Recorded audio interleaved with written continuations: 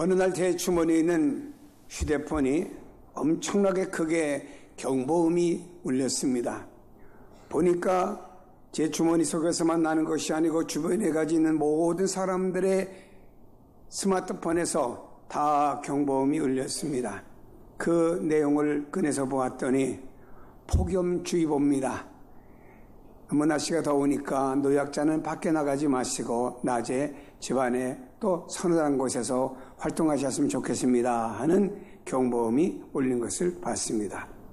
얼마나 뜨겁길래 얼마나 덥길래 나갔다가 그만 일사병 걸릴까 아니면 나갔다가 더워서 죽는가 하여튼 그것을 미리 알려주고 우리 건강에 이상이 없도록 하라고 알려줬기 때문에 고맙기는 고마운 거죠. 자, 우리나라가 뜨겁다고 하지만 제가 언젠가 성지순례 갔다가 에집트에서 이스라엘로 가는 사막에서 잠깐 버스를 세우고 맨발로 사막 그 뜨거운 모래를 밟아봤습니다. 우리나라로 말하면 50도가 넘습니다. 얼마나 그 모래가 뜨거운지 제 발이 견딜 수가 없습니다. 그래서 조금 걷다가 다시 차 안으로 올라왔습니다. 근데 그보다 더 뜨거운 또 날씨가 있는 곳이 있답니다. 저는 구약 성경을 보면서 사드락과 메삭과 아벳느고가 바빌론의 임금의 신상 앞에 절하지 않는다고 잡혀가지고 풀무불에 들어가게 되었습니다. 얼마나 뜨거운지 평소보다 더 7배를 뜨겁게 만들었습니다. 그곳에 밀어넣었죠. 근데 세 사람 들어갔는데 그곳은 네 사람이 주님과 함께 다니면서 머리털 하나 타지 않는 하나님의 능력으로 보호하심을 받게 되었습니다. 그런데 이 세 사람을 밀기 위해서 옆에서 밀었던 사람들이 그만 죽을 정도로 뜨거운 공기가 나왔습니다.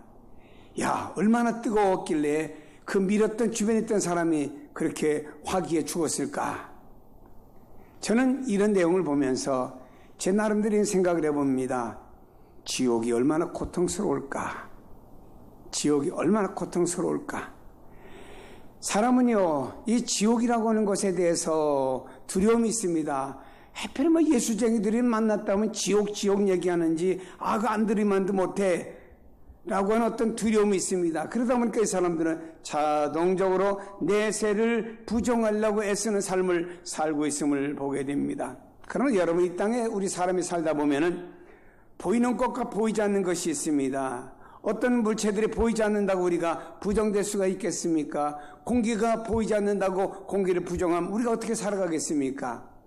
사람 속에 생각이 있고 마음이 있는데 어떤 의학자가 우리 몸을 다 해부해봐도 어디에 마음이나 생각이 붙어있다고 하는 것은 의학적으로 규명할 길이 없잖아요.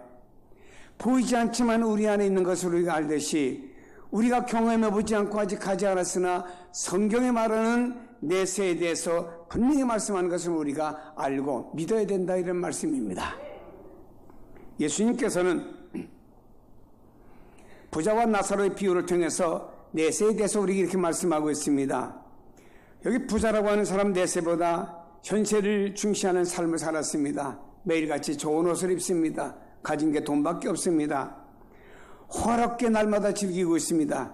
요즘으로 표현한다고 하면 요트를 띄워놓고 그 요트 안에서 친구들을 모아놓고 멋지게 파티를 여는 이 정도 수준의 삶을 이 사람은 살고 있었다라고 상상해 볼 수가 있습니다. 그러나 이 사람이 한 가지 놓친 게 있습니다. 히브리서 9장 27절에 말씀하기를 한번 죽는 것은 사람에게 정해진 것이요 그 위에는 심판이 있으리니, 이 말씀을 놓치고 살았다 이 말입니다. 또 한 말씀을 봅니다. 창세기 2장 16절에 여호와 하나님이 그 사람에게 명하여 이르시되 동산 각종 나무의 열매는 내 임의대로 먹되 선악을 알게 하는 나무의 열매는 먹지 말아라. 먹는 날에는 반드시 죽으리라. 먹지 말라고 하는 금단의 열매를 아담이 먹음으로 말미암아서 결국에 죽음이 오게 되었고 후손인 우리에게는 죽음이라고 하는 인류에게 선물을 주게 되었습니다. 구약시대 때는 969세까지 오래 살았습니다. 노아 홍수 이후에는 120세까지 살았습니다. 시편 이후에는 사람이 70이요 강건하면 80대로 산다고 이렇게 성경은 말씀하고 있습니다. 여러분, 여기에 이 부자는 사람이 한번 살다가 죽는다고 하는 사실을 모르고 오늘에 있는 삶을 그저 즐기자, 먹자, 마시자, 좋은 옷을 입고 살아가자, 이렇게 인생을 살았던 모습을 보게 됩니다. 사람은 부정하고 망각하고 싶은 생각이 강하지만 분명히 성경은 내세가 있음을 우리에게 말씀해 주고 있습니다. 예수님께서는 여러 가지 비유로 우리에게 말씀을 하고 있습니다.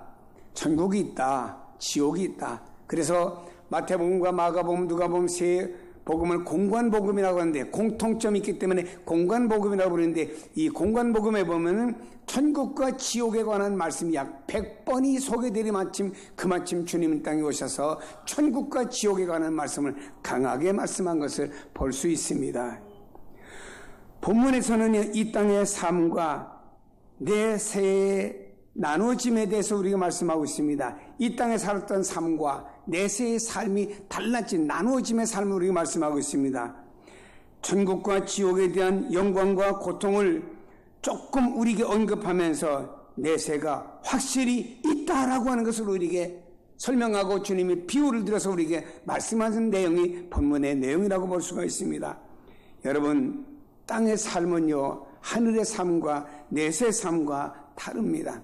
이 땅에서 내가 환경이 좋았다고 장차 내가 주님 나라에 가서 좋은 환경 속에 살 것이다? 아닙니다. 우리가 본문 말씀을 보면 그렇지 않다라고 하는 것을 우리에게 잘 증명해 주고 있습니다.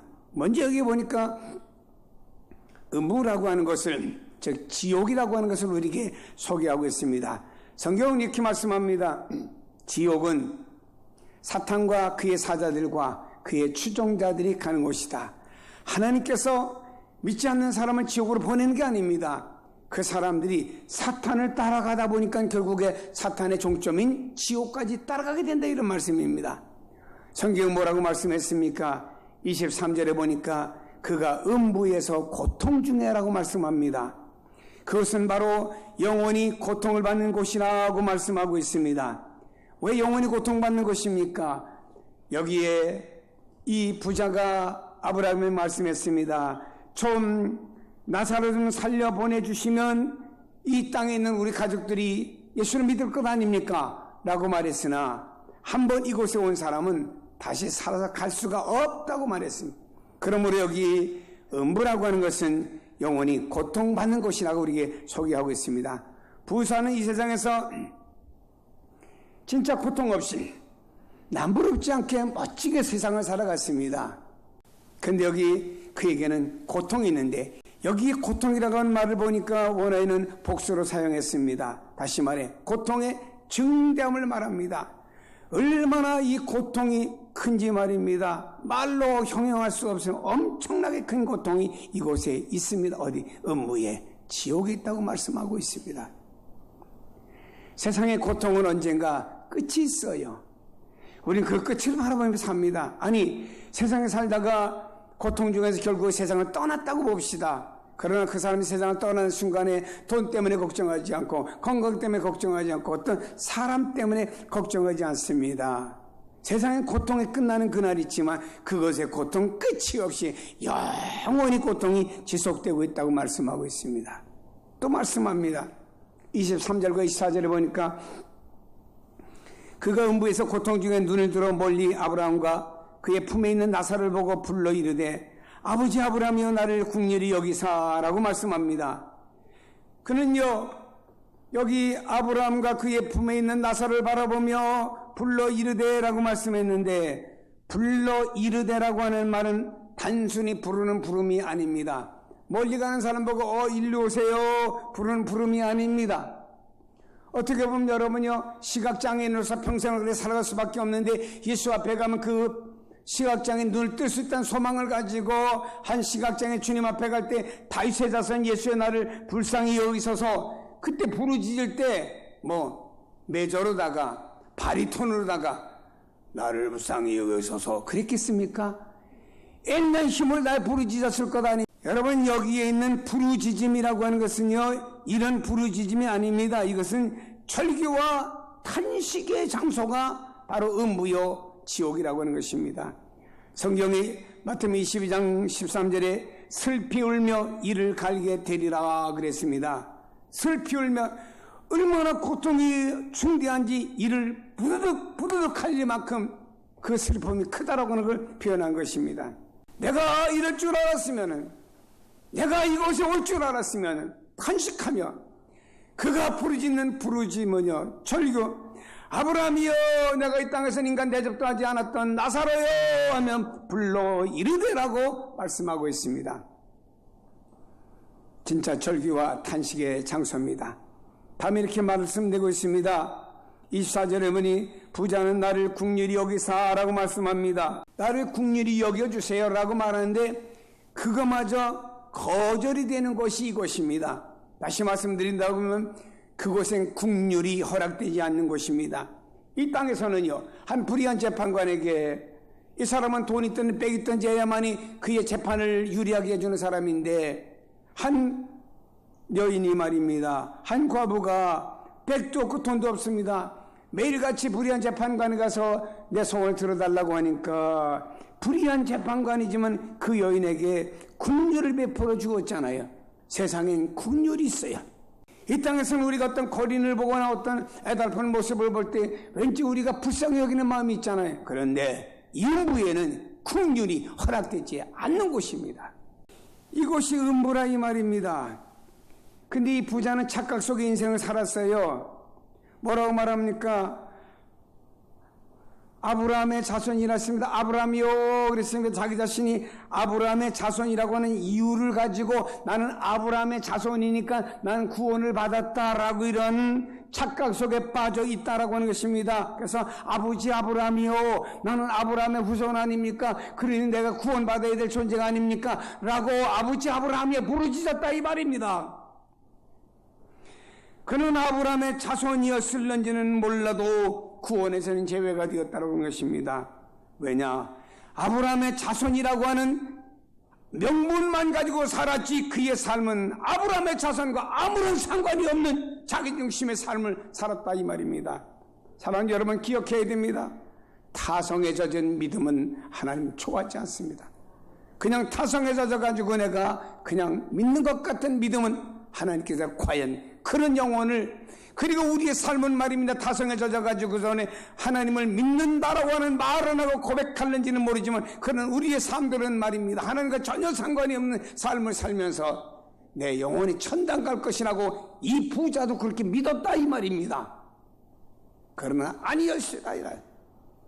사랑하는 여러분, 지옥은 있습니다. 지옥은 있습니다. 고통받는 것은 있습니다. 아무리 사람들이 부정하려고 해도 지옥은 있습니다. 네플이라고 하는 사람이 지옥이 없다라고 부정했죠. 성경은 거짓말이라고 했습니다. 근데 여러분 이 사람이 죽을 때가 되니까 만일에 기독교에서 말하는 지옥이 있다면 거기는 내가 갈 것이다. 나 싫어. 차라리 새빨갛게 달겨진 철판 위에서 100만 년 동안 내가 디굴디굴 굴려줘 내가 대는 아니 떨어도 지옥은 싫어하다가 깍 죽은 사람이야. 그 사람은 성경 부정했으나 그 사람이 부정한 그 위에다가 성서공회를 찍어내는, 성경을 찍어내는 공장이 세워진 겁니다. 아이러니한 일이죠. 여러분, 지옥은 있습니다. 다음에 성경이 이렇게 소개하고 있습니다. 낙원에 대한 소개를 하고 있습니다. 천국. 주님이 우리에게 말씀하고 있습니다. 너는 마음에 근심 걱정 염려하지 말아라. 하나님을 믿으니 또 나 예수를 믿으라. 내가 너희들보다 먼저 가는 것은 너희들이 장차 가서 나와 함께 살아야 될 그 집, 하나님의 나라를 내가 예비하러 간다라고 주님 말씀하시고 주님 나라로 가셨지요. 주님이 계신 곳입니다. 낙원은 주님이 계시고 천국 주님이 계신 곳이에요. 그래서 이런 믿음을 가졌던 주님의 제자들은 말입니다. 복음을 전하다가 예수님의 이름을 위해서 다 순교를 당한 10명의 제자가 순교를 당했다 이 말입니다. 그리고 그 이후에 초대교회가 로마로부터 250년 동안 핍박을 받으면서도 그들이 다 순교의 제물이 많이 되었습니다. 왜? 천국을 바라봤기 때문입니다. 우리나라도 말입니다. 복음이 들어와서 외정시대 때 36년 동안 그리고 말입니다 6.25 당하면서 예수 믿는 사람들 얼마나 핍박을 많이 했습니까? 그런 상황 속에서 사람들이 어떻게 순교의 제물이 될 수가 있었습니까? 그것은 천국이라고 하는 것을 소망 중에 바라보았기 때문에 오늘의 죽음을 순교로 이어갈 수가 있었습니다. 여러분, 여기 낙원에 대해서 뭐라고 말씀하고 있습니까? 천사에게 받들려 데려갔다고 말씀했습니다. 여기 성경에 말씀해 보니까 천사가 나사로를 데려갔다라고 말했습니다. 여기 나사로는 어떤 사람인가? 천덕꾸러기였습니다. 헌대를 나타났습니다. 온 몸이 말입니다. 말이 아니었습니다. 그랬더니 그가 이 땅에 생명이 끝나는 날에 천사가 와서 그 나사로의 영혼을 쫙 받들어 가지고 낙원으로 데려갔다 이 말입니다. 천사에게 받들려 데려갔습니다. 아브라함의 품에 안겼다라고 말씀하고 있습니다. 아브라함 품이 뭡니까? 마태복음 8장 11절에 보니까 너에게 이르되 동서로부터 많은 사람이 이르러 아브라함과 이삭과 야곱과 함께 천국에 앉으려니와, 천국에 있는 사람들을 말씀하는 가운데 구약에는 아브라함과 이삭과 야곱과 함께 천국에 앉는다라고 말씀했습니다. 아브라함 품에 안겼다라고 하는 것은 바로 낙원이고, 아브라함 품에 안겼다라고 하는 천국에 앉게 되었다 이 말입니다. 사랑하는 여러분요, 구원받은 자의 처소가 하나님의 나라인 줄로 믿으시기를 바랍니다. 아브라함과 그의 품에 있는 나사로를 보고 그랬습니다. 여기는 부자는 말입니다. 낙원에 보니까 아브라함과 그의 품에 있는 나사로를 보고 그랬는데, 아브라함의 품에 나사로가 안겨 있는 거예요.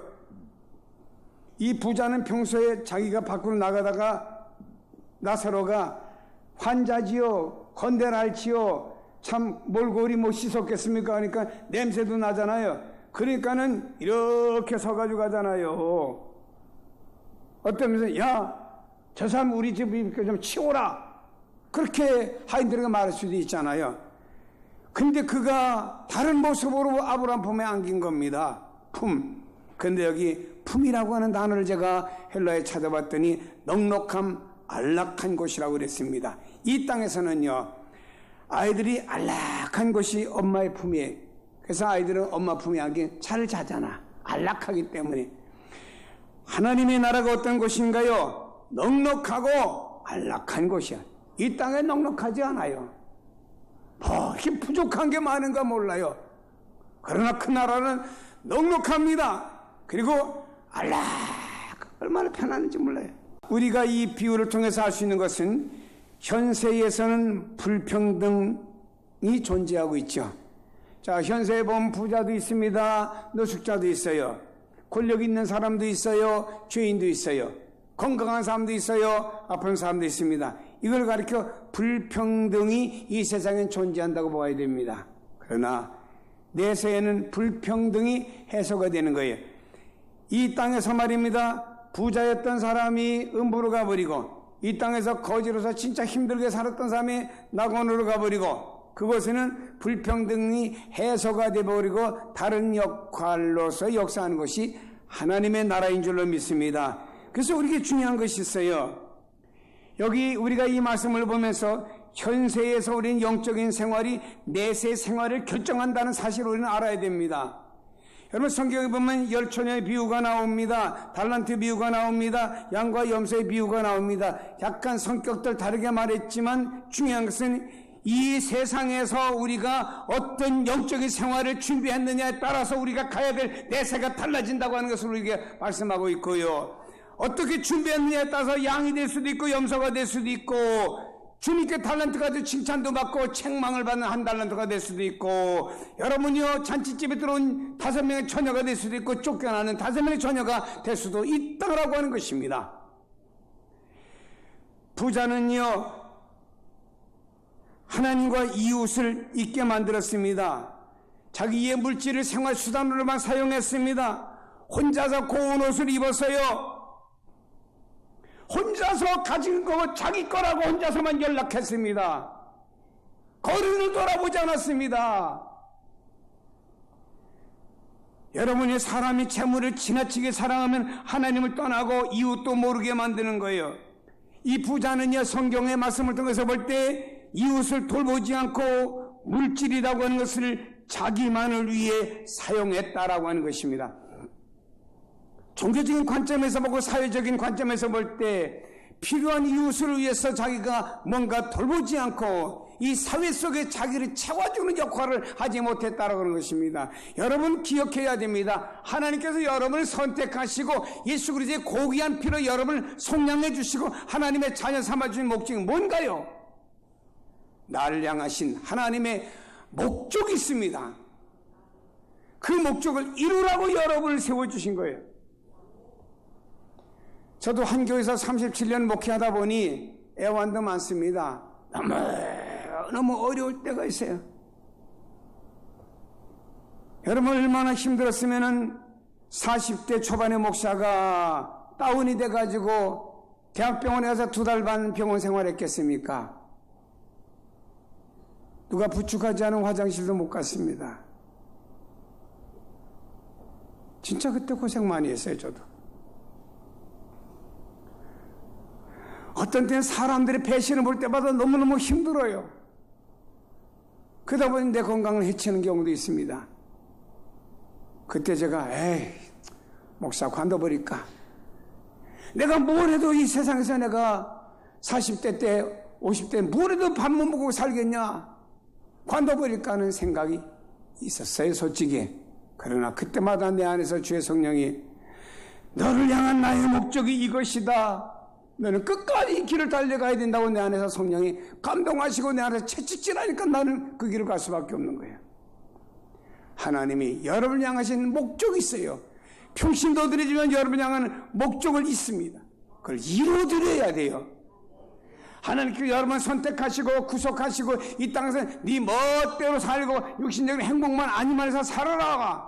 그리고 이 다음에 네가 죽으면 천당 보내줄 것이다. 글쎄요, 제가 생각하는 믿음으로 볼 때는 그렇게 값싼 천당이라고 나는 보고 싶지는 않습니다. 하나님이 나를 향하신 목적이 있어. 하나님이 여러분을 향하신 목적이 있어요. 나이가 많든 적든 간에 그 목적을 이루어드리세요. 여기는 서로 왕래할 수가 없습니다. 큰 구렁텅이가 있다고 그랬습니다. 한번 들어가면 나올 수가 없어요. 천당과 지옥은요, 음부와 나오고는 서로 왕래할 수 있는 곳이 아닙니다. 기회는 한 번뿐입니다. 기회는 오늘입니다. 우리는 주신 말씀 위에서 우리의 믿음을 세워가고 우리의 삶을 세워가는 성도가 되시기를 바랍니다. 복음의 결국은요, 천국과 지옥이에요. 그래서 저 북녘 땅에서 복음을 전했던 한때 우리 교회사에 나온 최골록 목사, 최봉성 목사님은 아침이 되면 말입니다, 예수 천당 마귀 지옥 외쳤습니다. 영국의 유명한 스폴전 목사님 대설교가죠. 이분은요, 딱 설교하다 교인들이 보면은 졸면 불이야 그러면요 졸다가 뻘떡 일어나 불 어디 불 났어? 당신 지옥불이 있어. 이렇게 지적했던 사람 스폴전 목사님이요. 사랑하는 여러분, 우리는 말씀 안에서 천국이 있습니다. 지옥도 있습니다. 이 땅에서 우리에겐 준비하는 기간입니다. 그 나라를 소망 중에 바라보며 믿음의 다름질을 잘해가길 주의 이름으로 축복합니다.